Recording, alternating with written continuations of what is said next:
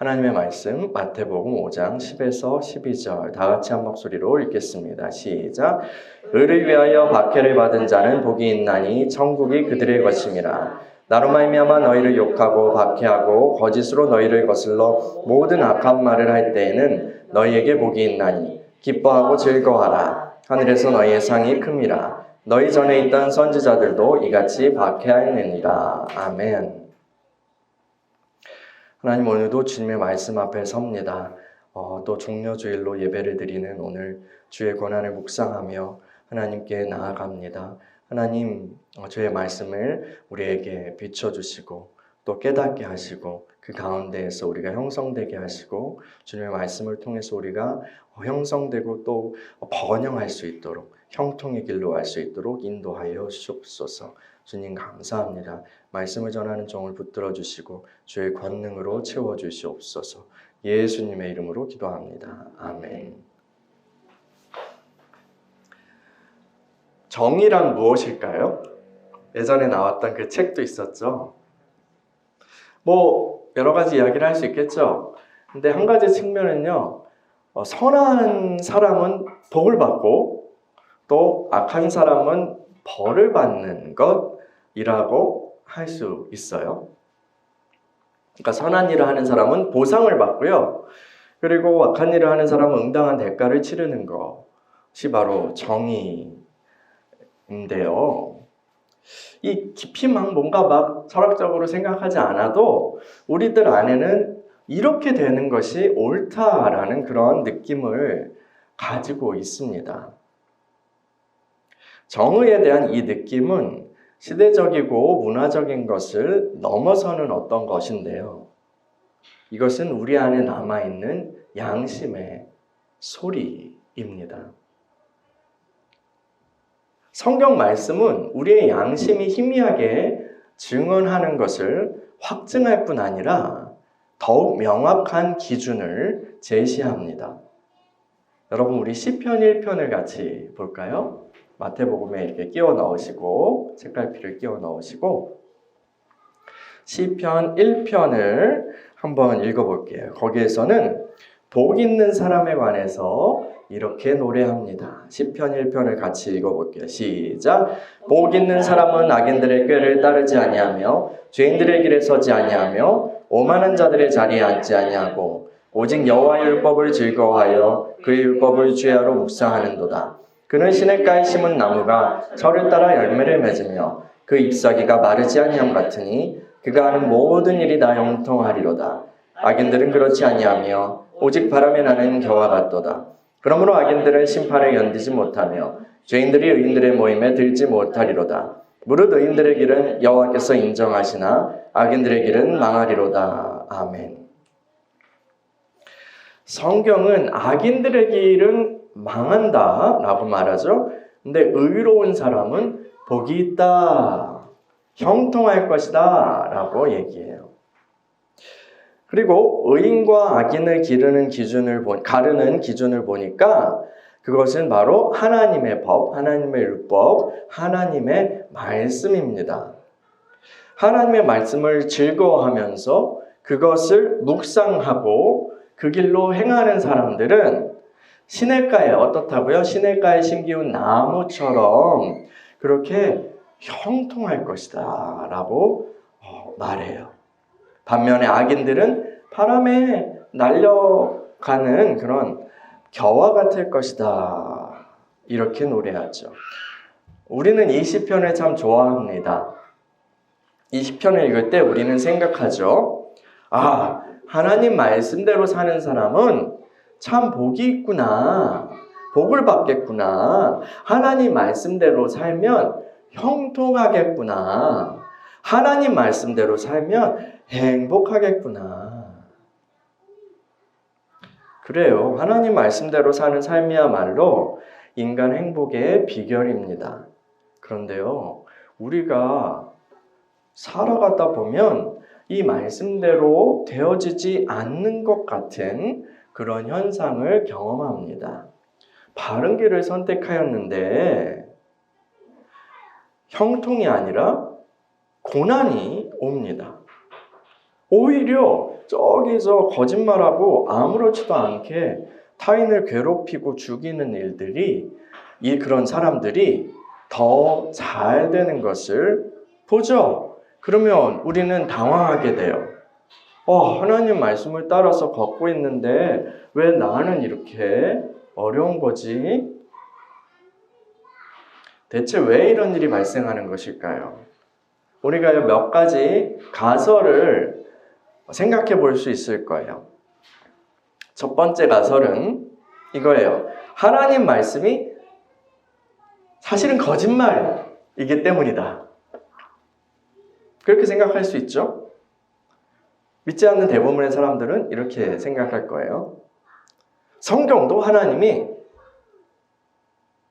쓰신 그런 하나님의 말씀이 아니라 다 사람들이 허구로 지어낸 거고 하나님에 대한 것도 사람들이 다 지어낸 거야.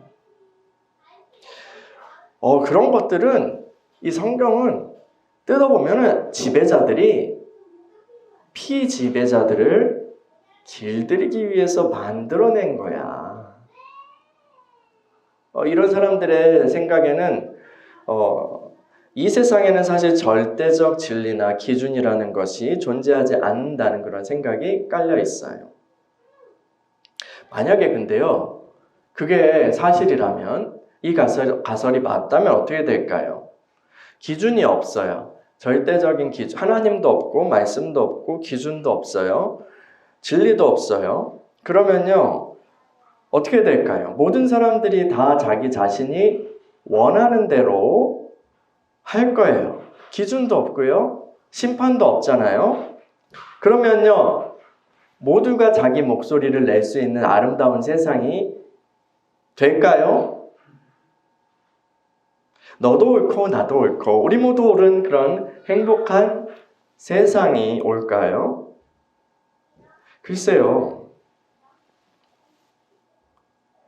의견이 다른 세 사람도 아니에요. 두 사람이 어떤 기준 없이 끝까지 대립하고 싸우면 어떻게 돼요? 목소리 큰 사람이 이겨요. 목소리 큰 사람이 이깁니다. 힘센 사람이 이깁니다. 만약에 이 첫 번째 가설이 사실이라면 가장 힘이 센 존재가 기준이 되는 세상이 오는 거예요. 그리고 사람들이 추구해야 할 것은 보다 더 큰 힘과 권력이겠죠. 아니면 거기에 빌붙거나. 이 땅에는 정말 이런 가치관을 가지고 살아가는 사람들도 있습니다. 그런데 성경은 이런 사람들을 어리석은 자들이라고 말하죠. 두 번째 가설은 이거예요. 내가 하나님 말씀을 지켰다고 생각하고 하나님 말씀을 지킨다고 주장하지만 사실은 내가 하나님 말씀을 지키지 않았기 때문에 이런 일이 발생한 거예요. 충분히 가능한 이야기죠. 구약시대 선지자들은 이스라엘 사람들에게 너희들이 율법을 지킨다고 하지만 제사를 드린다고 하지만 너의 마음이 하나님의 마음에서 너무 멀다. 하나님께서 그것을 받지 않으신다. 라고 그렇게 예언했죠. 또 우리 주님께서도 바리새인들을 보면서 위선자라고 하셨잖아요. 만약 우리가 그렇다면요. 회개해야 마땅할 거예요. 그런데요, 회개했는데도 일이 잘 안 풀리는 것 같아.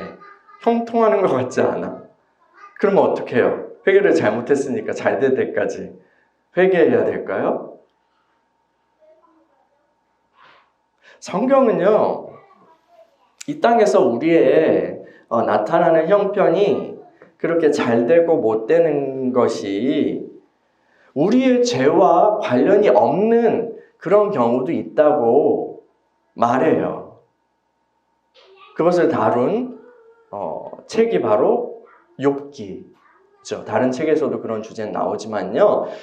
이 욥이 하나님께 처음에 복을 많이 받아서 형통한 사람이었어요. 그런데 갑자기 재앙을 당했죠. 모든 것을 잃었어요. 욥의 친구들은 욥에게 야, 네가 이렇게 된 걸 보니까 틀림없이 뭔가 죄를 지은 게 분명해. 어서 회개해. 어서 실토해. 그러면 다 잘 될 수 있을 거야 라고 말하죠. 근데 욥은요, 아무리 생각해봐도 그런 죄를 범한 적이 없었기 때문에 끝까지 친구들한테 항변해요. 아니야, 아니라고. 그리고 욥기의 마지막에 하나님께서 나타나셔서 그 친구들의 말이 틀렸다는 것을 확증해 주시죠. 이렇게요, 이 땅에서 드러난 모습은 하나님의 판단과 반드시 일치하지 않을 수 있어요. 그러면 우리는 어떻게 생각해야 될까요? 세 번째 가설은 이 시편 1편의 말씀을, 그 진리를 보다 조금 더 충분히 이해한다면 그러면 해결되는 문제라고 생각하는 거예요.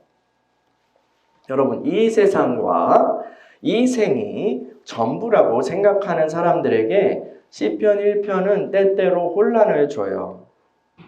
그러나 이 세상과 다른 그런 새로운 세상을 아는 이들에게 시편 1편은 큰 위로와 격려가 되는 진리입니다.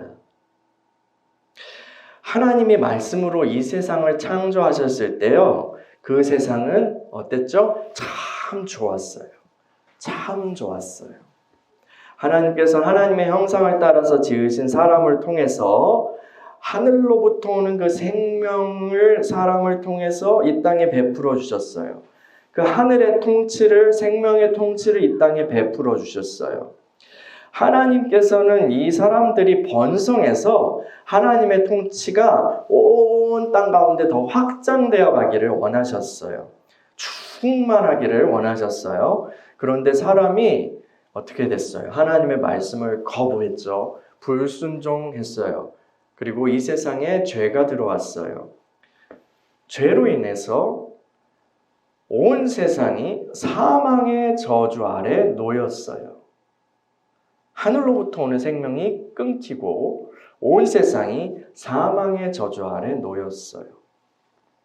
이 죄라는 것은 하나님이 만드신 참 좋은 것을 올가매고 뒤틀고 왜곡시키죠. 사실 하나님께서 타락 이후의 세상에 긍휼을 베푸셔서 이 세상을 그 악이 완전히 삼키지 못하게 어느 정도 막지 않으셨다면 세상은 벌써 지옥이 되어버렸을 거예요. 그 노아의 때 그렇게 됐던 거거든요.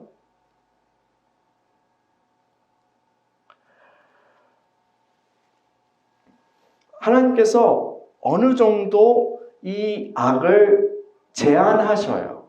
이건 일반적인 은총이라고, 일반적인 은혜라고 우리가 부를 수 있어요. 그런데요, 죄라는 것이 왜곡시키는 이 하나님이 참 좋게 창조하신 것들을 왜곡시키고 올가매는 그 죄가 안 미친 곳은 전혀 없어요. 모든 영역까지 다 미쳐 있어요. 우리는요, 그런 걸, 이 성경의 증거를 받아들일 때 우리는요, 이 세상에 악한 일들이 일어나는 것에 대해서 이상하게 생각할 이유가 없어요. 그런데 사람들은 때로는 믿는 이들도 이상하게 생각하죠. 왜 이 세상에 이렇게 악한 일들이 일어나지? 이렇게 말이에요. 근데 성경이 말하는 이 세상에 대한 설명을 이해하면 이 세상에 선한 일들이 일어나는 것이 더 놀라운 일이 아닐 수 없어요. 이 세상의 역사에 선한 것들이 일어나는 것이 더 놀라운 일이 아닐 수 없다고요. 역사 속에서요, 가끔 가다가 아주 선하고 정의로운 일들이 일어나요. 그러면서 어떤 희미한, 그러나 사람들에게는 그 희망을 주는 그런 빛이 비친다고요. 이것은 하나님께서 인류가 완전히 망하지 않도록 은총을 베풀어 주시는 거예요.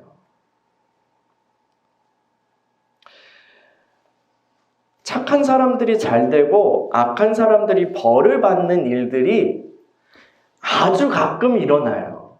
이 세상에서. 아주 가끔 일어난다고요. 우리가 당연히 그렇게 되어야지 하는 감각과는 달리 아주 가끔 일어나요. 그거는 하나님이 이 세상을 만드실 때 의도하셨던 그 세계의 질서가 나타난 거예요. 이 죄의 사슬로 매여 있는 모든 곳에 왜곡이 되어 있는 그 세상 가운데서도 이 창조주의 빛이 남아있는 것이죠. 이 모든 사람이 죄인이지만 각 사람들이 죄들에 얽혀 매여 있는 그런 정도가 다르잖아요. 그렇지 않아요? 모든 사람은 죄인이에요. 하나님 앞에서. 죄가 안 미친 곳은 전혀 없어요. 그런데 그 죄들에 매여 있는 정도, 이 사악함의 정도가 사람들마다 달라요. 다르다고 할 수 있어요. 그렇다고 뭐 구원받을 수 있다 이게 아니라 제가 얘기하려는 건 그런 것처럼 이 세상의 시스템도 시대와 장소에 따라서 사악함의 정도가 다르다고 할 수 있는 거예요.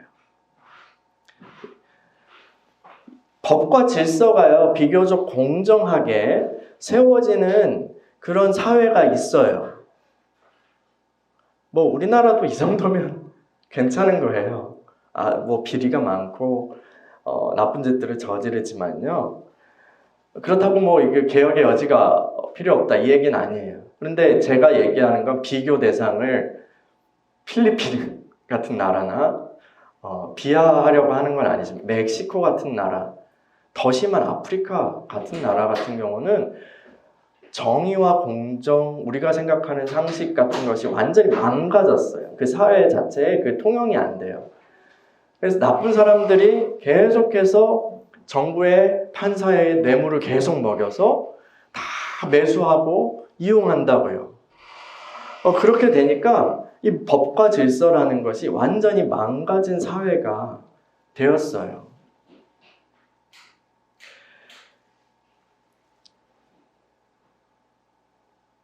정도의 차이는 이렇게 있어요. 그렇지만 이 세상 권세를 쥐고 흔드는 것은 그 배후에는 하나님을 대적하는 악한 영들이 있습니다. 이 악한 영들은 하나님을 대적하고 그분이 세우신 그 질서를 미워하죠. 어떻게든 왜곡된 것을 더 왜곡시키게, 나쁜 것을 더 나쁘게, 그리고 다시 회복될 수 없게 만들려고 하죠.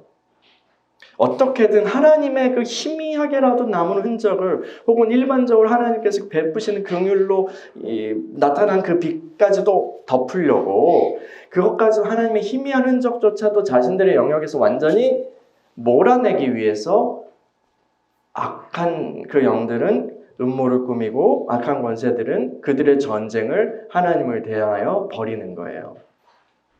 네, 여기까지 얘기했을 때 여러분 시편 2편이 떠오르시면 아주 성령 충만하신 겁니다.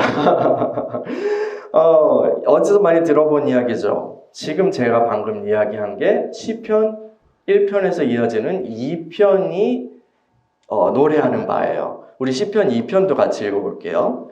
시편 2편 1에서 12절 시작.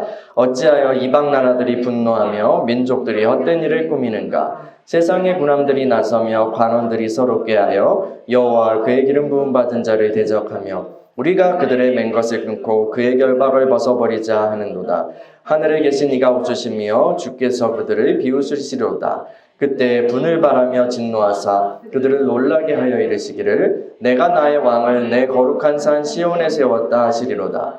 내가 여호와의 명령을 전하노라. 여호와께서 내게 이르시되 너는 내 아들이라. 오늘날 내가 너를 낳았도다. 내게 구하라. 내가 이방 나라를 내 유업으로 주리니 내 소유가 땅끝까지 이르리로다. 내가 철장으로 그들을 깨트리며 질그릇같이 부수리라 하시도다. 그런즉 군왕들아 너희는 지혜를 얻으며 세상의 재판관들아 너희는 교훈을 받을지어다. 여호와를 경외함으로 섬기고 떨며 즐거워할지어다. 그의 아들에게 입맞추라. 그렇지 않으면 진노하심으로 너희가 길에서 망하리니 그의 진노가 급하십니다. 여호와께 피하는 모든 사람은 다 복이 있도다. 아멘. 이 세상 권세들이요 의 왕들로 나타난 이 세상 권세들이 하나님을 대적하고 하나님을 완전히 몰아내려고 그렇게 무릎 꿇이고 시도하려는 것을 보고 하나님은 하늘에서 비웃으십니다.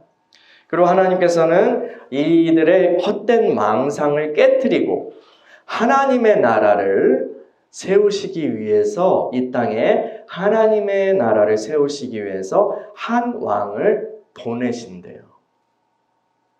여러분, 이 세상의 왕들은요, 이 세상 권세는요, 이 세상 권세도 원래 하나님이 창조하신 거예요. 원래 하나님의 공의를 펼치도록 그렇게 권세를 세우신 거예요.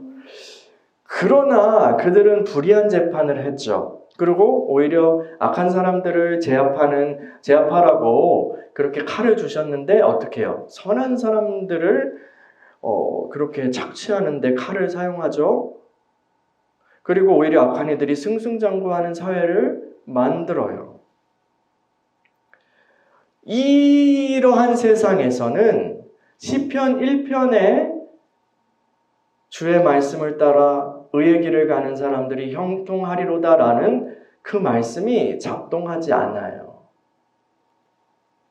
하나님의 법을 지키는 사람들이, 의의 길로 행하는 사람들이 형통하지 않아요.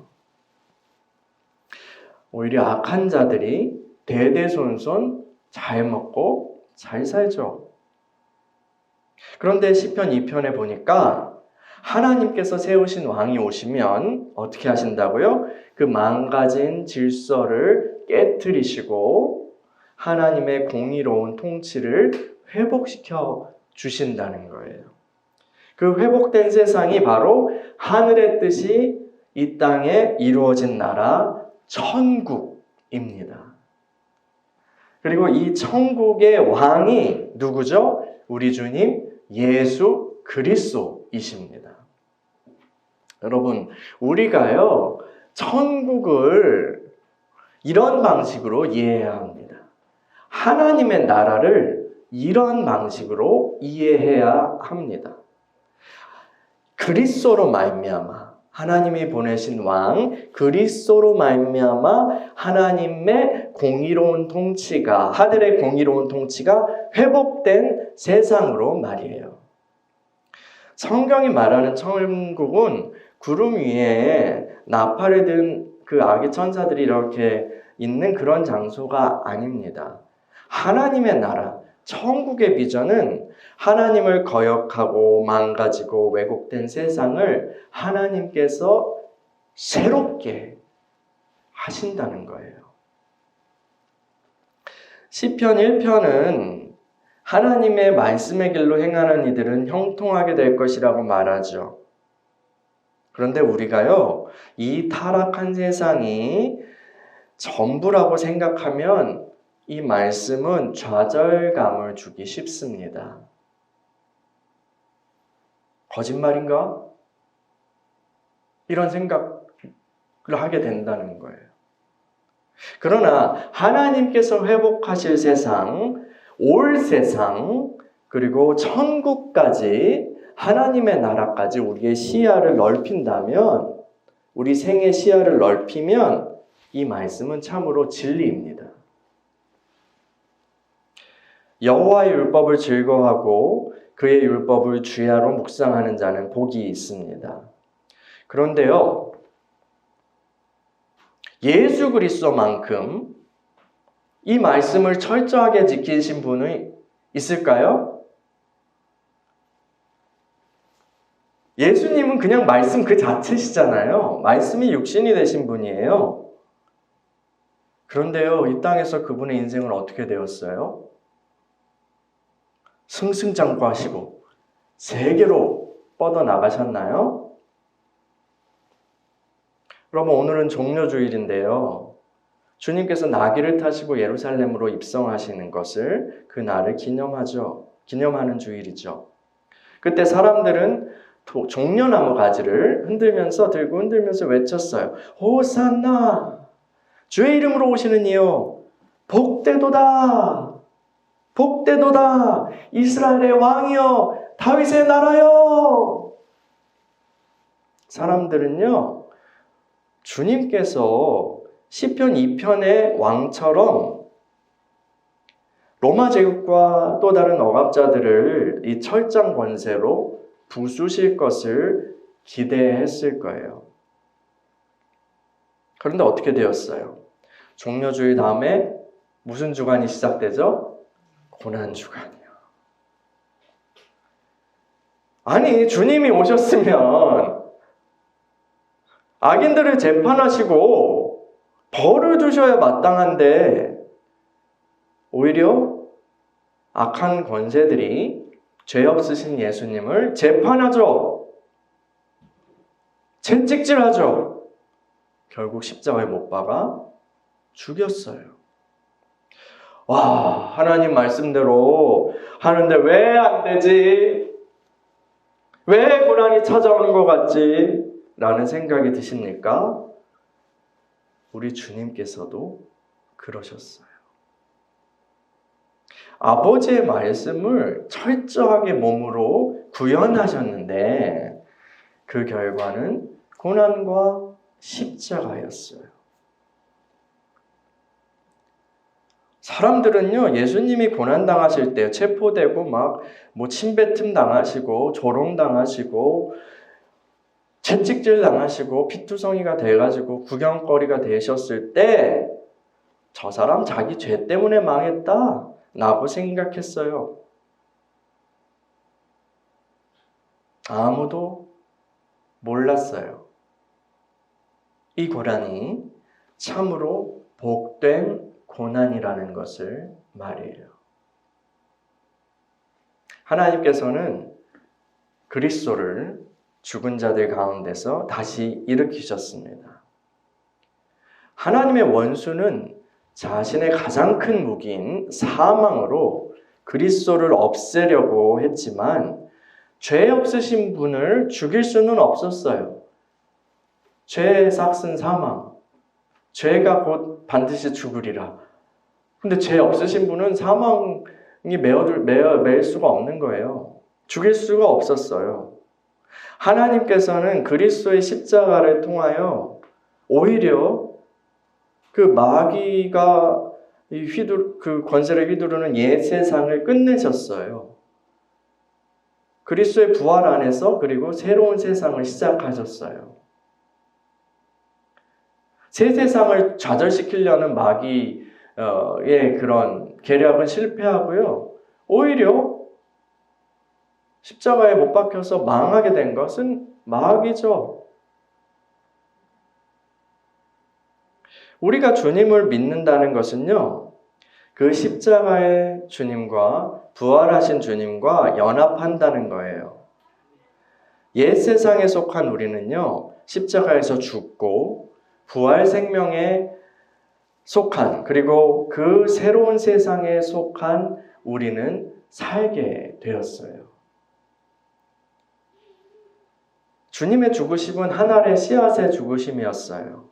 씨앗이 심겨져서 많은 열매를 맺는 나무가 되셨죠. 부활하신 주님은 잠자는 자들의 첫 열매라고 성경은 이야기해요.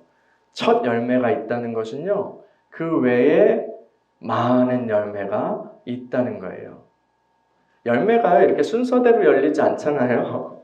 첫 열매는 거기서 이렇게 처음 이렇게 하고 그 동시다발적으로 열리거든요. 첫 열매는 대표성의 의미예요. 그 이후에 많은 열매들이, 주님 뒤에 많은 열매들이 있다는 거예요. 그 열매가 바로 예수님을 믿고 생명을 얻은 저와 여러분들입니다. 주님께서는요, 이 땅에서 하나님 말씀에 순종하시고 고난당하셨지만 그것은 새로운 세상을 위한 복된 고난이었어요. 그분은 결국 시냇가에 심겨진 나무처럼 많은 열매를 맺는 형통의 복을 받으셨죠. 여러분, 새로운 세상은요, 장차 올 세상일 뿐 아니라 이미 시작된 세상이에요. 이미 시작된 세상이에요. 예수님을 믿고 거듭난 사람은 성령님을 통해서 새로운 세상의 통치 아래에 있습니다. 우리는 여전히 이 땅에서 살아가요. 우리는 여전히 이 땅에 살아가요. 그런데 이 세상에 우리가 속하지는 않았어요. 그러므로 주님께서는 이렇게 말씀하셨어요. 요한복음을 한번 볼까요? 요한복음 15장 18에서 19절이요. 요한복음 15장 18에서 19절 같이 읽어볼게요. 시작. 세상이 너희를 미워하면 너희보다 먼저 나를 미워한 줄을 알라. 너희가 세상에 속하였으면 세상이 자기의 것을 사랑할 것이나 너희는 세상에 속한 자가 아니요 도리어 내가 너희를 세상에서 택하였기 때문에 세상이 너희를 미워하느니라. 아멘. 여러분, 예수님 당시에 주님이라는 호칭은요, 로마 황제를 부르는 그런 호칭이었다고 해요. 황제 외에 다른 이를 주님이라고 부르는 것은 그 제국의 핍박을 야기할 수 있는 일이었죠. 여러분, 오늘날 로마 제국은 사라졌어요. 그렇지만 세상 권세는 아직도 최후의 발악을 하고 있습니다. 우리가 예수 그리스도의 사람으로 살아갈 때 이 세상에서 거센 반작용이 있는 것은 당연한 일이에요. 우리 시대의 세상 권세는 지금 적어도 한국에서는 칼을 들고 위협하지는 않죠. 그렇지만 교묘한 방식으로 우리의 믿음을 위협해요. 우리의 믿음을 비웃고 교묘하게 복음을 부끄러워하게 만드는 생각을 집어넣죠. 야, 이런 데서는 복음 얘기하면 안 돼. 야, 그거는 그렇게 네가 강요해선 되는 게 아니야. 왜 그래? 이 세상에 도움이 안 되는 교회가 있어야 돼. 응?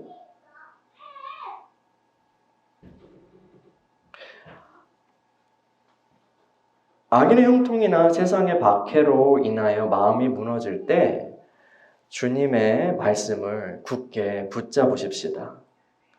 지금은 오만한 세상이 하나님의 말씀을 판단하죠. 하나님의 말씀을 그들이 판단하고 있지만 세상 권세가 예수님을 재판한 것처럼 그렇게 하고 있지만 결국은 주님께서 이 세상을 심판하실 거예요. 세상 권세를 철장으로 부수실 때가 올 거예요. 이미 그 심판은 시작됐고요. 그리고요, 주님께서는 또 뭐라고 말씀하세요? 하나님 말씀에 순종하는 그분께 속한 사람들이, 성도가, 교회가 세상을 판단하게 될 것이다 라고 이야기해요. 그리고 이것이 실상이에요.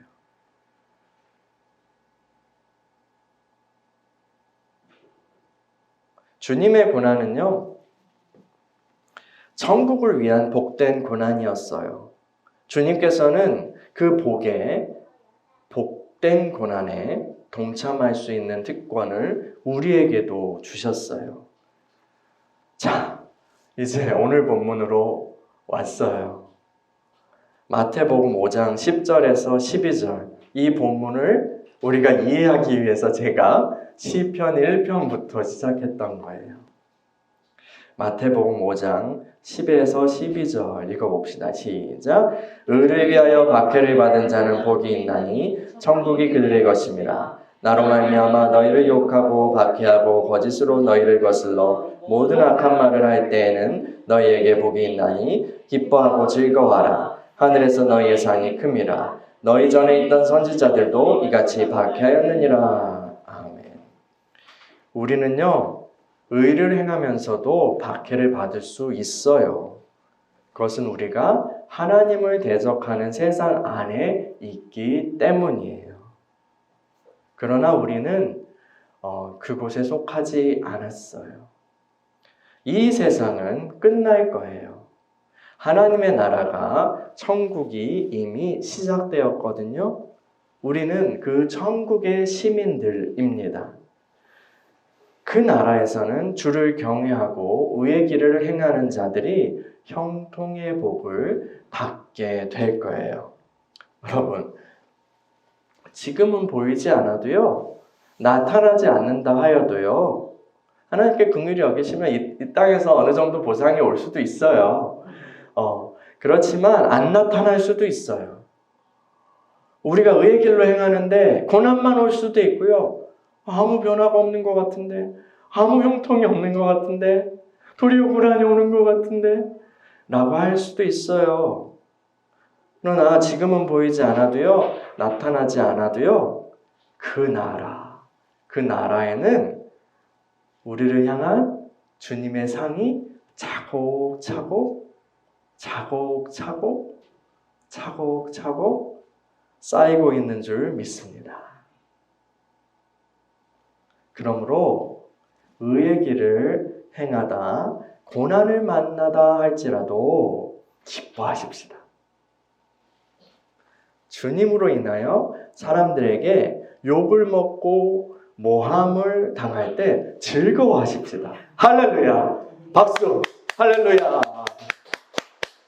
왜요? 그 나라를 위한 복된 고난을 당하는 중이기 때문입니다. 할렐루야! 다시 한번 박수! 박수! 네. 우리 같이 기도할까요?